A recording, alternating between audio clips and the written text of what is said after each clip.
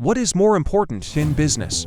Talent, perseverance, or luck? Is it possible to create a billion-dollar company by accident? And what does it feel like for a person who once made a perfect move and then could never repeat his success? Justin Kahn was one of those who changed the internet. He created a platform without which it is impossible to imagine the modern gaming industry. Twitch has become the main platform for streamers, a place where millions of people spend hours every day watching others play. But Kahn himself does not consider himself a genius. He's sure he just happened to be in the right place at the right time. Moreover, after a resounding success, he tried to repeat his path several times and failed each time. Today, we'll figure out who Justin Kahn was, how he accidentally came up with Twitch, why his other projects failed, and what he thinks about success today. And here's a question for you. Do you think if a person has succeeded once, will they be able to do it again? Or does chance decide everything? Write your opinion, and we will begin.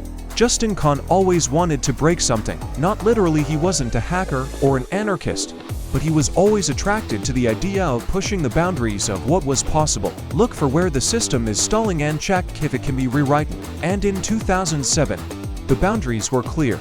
Streaming was the privilege of major media. If you're not a TV channel or a small company, forget about live broadcasts. Ordinary people could only upload videos to YouTube, where the content was static, pre-filmed and edited.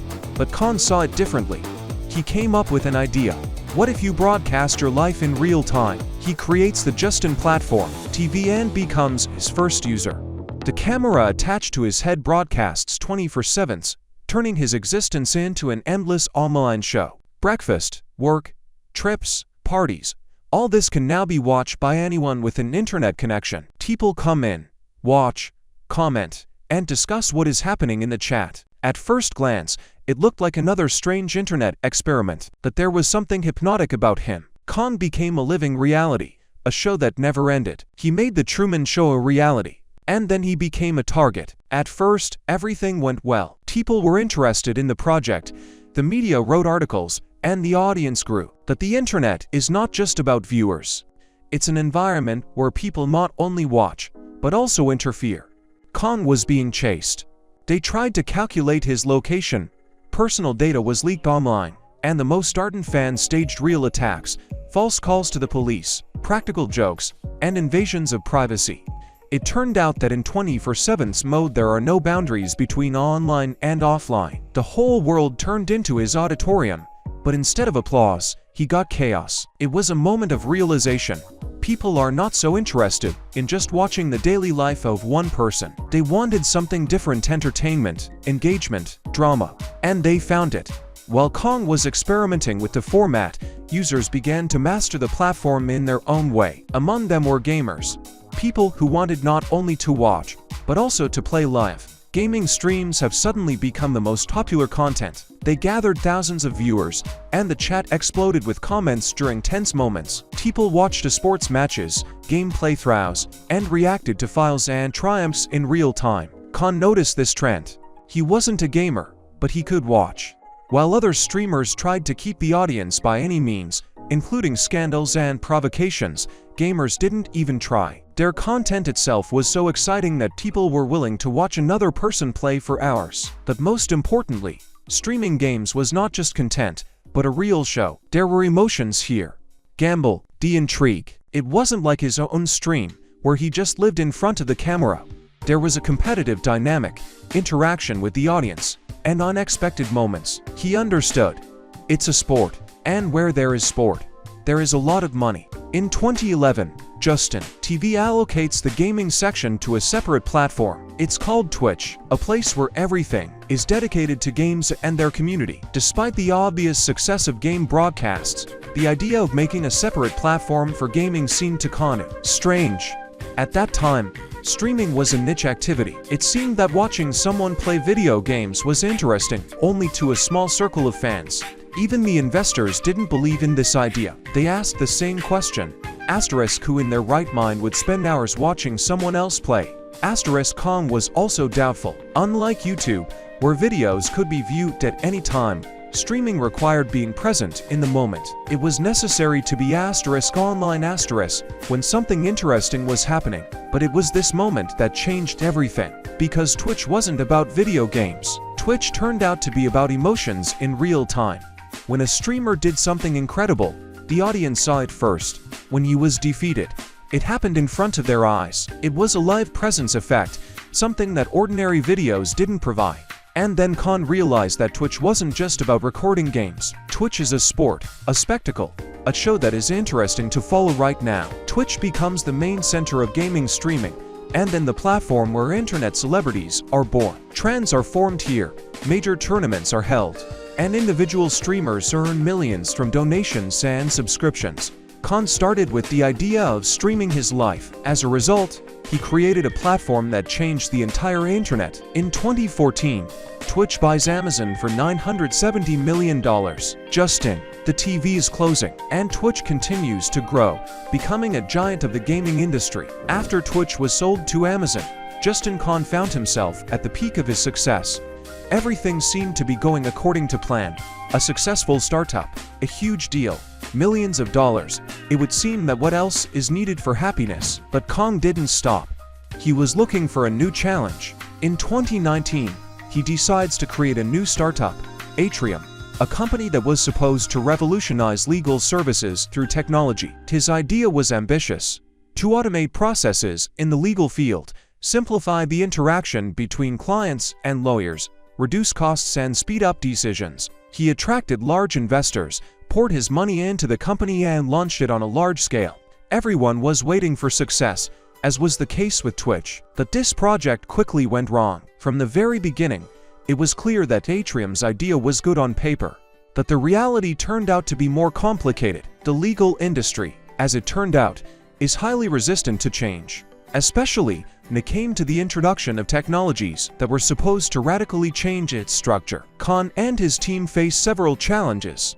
Firstly, the automation of legal services turned out to be more difficult than they expected. The whole process required huge efforts, large investments in technology, and at the same time did not bring the quick results they expected. Secondly, the startup faced bureaucratic and legal barriers that were difficult to overcome in such a conservative field. It wasn't as simple as automating food delivery or streaming games. Technologies that worked in other industries could not be introduced into the legal field as easily. And despite attracting large-scale financing, the startup did not meet expectations. In 2020, just 2 years later, Kahn announced the closure of Atrium.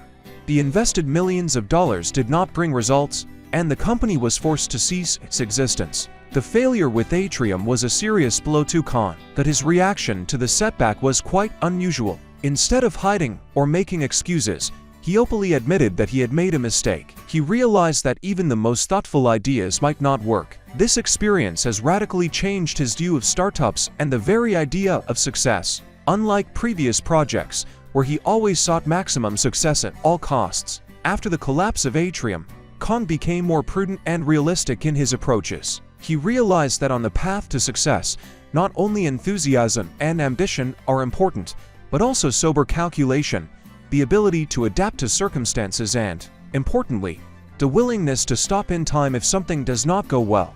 Startups have become for him not only a chance to achieve success, but also a test of strength. Kang realized that it is important not only to win, but also to be able to cope with failures, learning from each fall. This discovery made him rethink his approach to business. He no longer believed in the idea of success at any cost. He realized that it was important not only to strive for greatness, but also to remember that failure could happen at any moment. And in this case, you need to be able to survive it with dignity, learn from mistakes and move on. The failure with Atrium, despite its painfulness, was an important lesson for Kahn, which helped him build a more conscious approach to his future projects. After the failure with Atrium, Justin Kahn faced an important internal crisis. In one moment, his world collapsed. From the moment Twitch was sold to Amazon, it had everything: money, fame, recognition, successful projects. He became a symbol of startup culture, who could safely continue to build his business and earn even more. But something has changed. He realized that despite his outward success, he felt empty inside. The work for which he sacrificed time, relationships, and personal life was no longer satisfying. He was an entrepreneur who aspired to the next big idea and project, but at some point, it all became meaningless. Atrium's failure marked a turning point when Kahn realized that success in business does not equal happiness. He realized that he could not devote his entire life solely to the pursuit of profit and external success. This discovery was the impetus for his profound internal changes. Kahn began to look for ways out of this vicious circle. He began to study philosophy and practices more deeply, which would help him cope with internal stress. Zen has become one of these paths. Meditation and Zen philosophy taught him to let go of the control he always tried to maintain in his life and business. Before that, he was an adherent of the idea of perfectionism. He always strove for the most effective solutions, even if it meant overloading himself and others. However, with experience, he realized that striving for the ideal often hinders real progress. Perfectionism only creates stress and fear of mistakes. Instead of teaching you to be flexible, meditation has become a way for him to clear his mind and reduce stress levels. It helped him to start appreciating the moments here and now, rather than chasing after something abstract and unattainable. Kahn has learned not only to adjust his productivity, but also to find joy in everyday activities, without feeling that he must always be on top. Money and success are the things that have always been important to Kahn. They served as indicators that he was on the right track, that he was successful and in demand. However, over time, he began to realize that all these external attributes of happiness are only temporary and superficial. He could no longer find joy in making more money or building even more successful startups. After experiencing the failure with Atrium and realizing that personal happiness, inner peace and harmony were more important than another business project, Kang began to look for meaning in life beyond money. He realized that even millions of dollars cannot fill a void if you are unable to find satisfaction within yourself. He admitted that his desire for money and success was connected with an attempt to prove his worth to himself and others. But now Kang realized that the real value lies not in material goods, but in how you feel inside. Real wealth is not what you can buy, but what you carry in your heart. All these realizations led to an important conclusion. He no longer wanted to be just an entrepreneur. He wanted to be a man who creates, not destroys. He realized that the path of an entrepreneur does not always have to be connected with the endless pursuit of financial success or external indicators.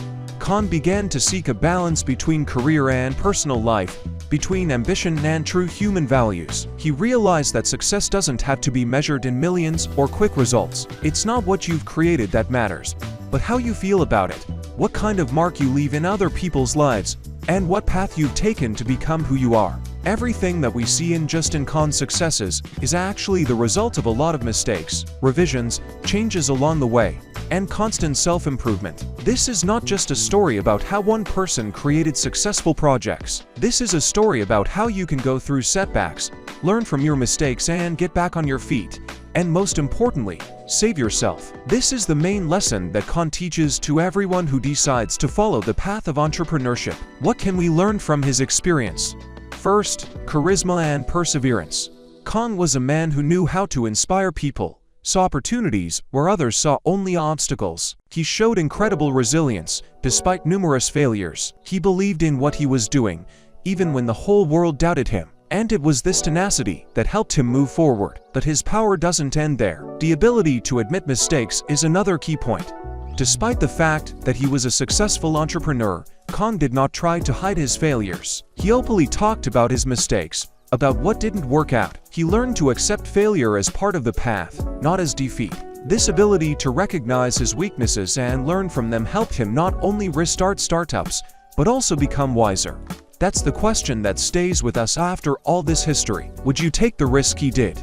The entrepreneurial path is full of uncertainty. Every day you are faced with a choice, or every mistake can cost you both time and money. But Kang is living proof that there is no growth without risk. His story is not just about how to become rich. It's about learning to believe in yourself, even if it feels like the whole world is against you.